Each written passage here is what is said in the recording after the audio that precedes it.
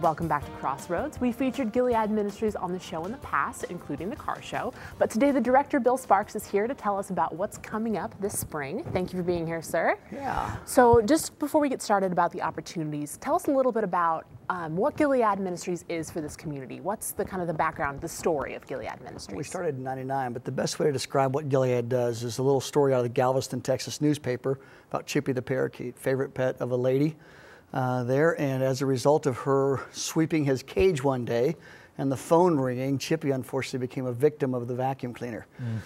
Thinking she had killed him, she opens up the vacuum cleaner and sees him sitting there, dirty, decides dirt's going to kill him, runs to the bathroom, puts him in the water, turns on the cold water, washes him, about freezes to death. About that time she realized, I'm going to kill him this way. So she decides, if I'm in the bathroom, obviously the next thing is the hot blow dryer. Turns it upside down, blow dries him.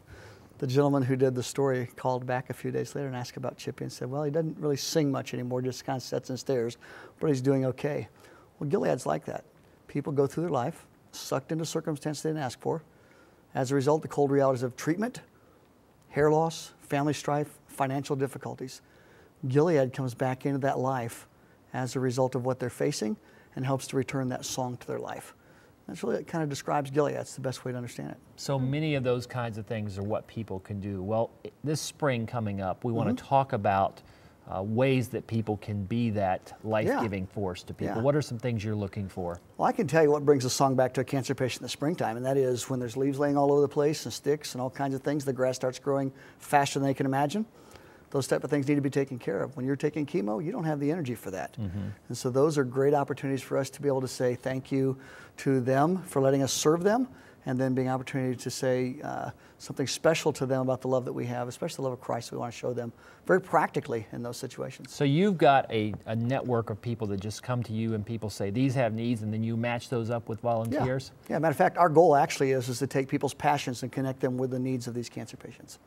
So I guess specifically positions that you're looking for or volunteers that you're looking for, what kind of gifts can be used? Anything from house cleaning, telephone encouragement is one that we have a very great need. If you like to talk to people on the phone and you can gab a little bit, it's a great opportunity. We call about 200 people a month on the average. So we need somebody that can fill in those gaps. We have 2 telephone encouragers now. We usually have 4 to 5. So we're in need of maybe 2 or 3 positions that way. 1 or 2 office people for a couple hours a week. That's some opportunity. Stuffing envelopes. Unfortunately, we have to raise money. So that means you got to keep mail going to raise money. And so that's another opportunity. Yeah, one of the things I love about that is you find things that people naturally do. There's some people that just naturally enjoy talking on the telephone, and some people that don't. And so what a way to take that gift, if you will, that service, and do that. What do people who give, who participate in this kind of thing, tell you about what they learn about themselves? I'll tell you what one lady said. She said, I never thought I had an opportunity to really do anything important until I came to Gilead and found that what I did made such a difference. And all she did was answer phones, enter stuff in a computer, and put stamps on envelopes. But she saw the impact. She got to read the cards as they come back because she was mailing cards out to people. She got to read the impact of what those cards meant. And all of a sudden she realized she had a purpose for Christ. And sometimes we over-dramatize or kind of play out the big guy in this dance we have called Christianity. And it's more about the little guy than it is about the big guy. I especially like the fact too that these things are everyday, ordinary things that can help people. It isn't like it's this gigantic, here is this gift. It's, hey, here's an everyday card, or here's a phone call. So thinking through how people specifically get involved, how do they contact and get involved that way? A great way to get us is just go to the internet, type in Cancer Ministry Support or Gilead Ministries, and we're in the top 2, 3 that come up on that for whatever reason, by God's grace maybe, who knows.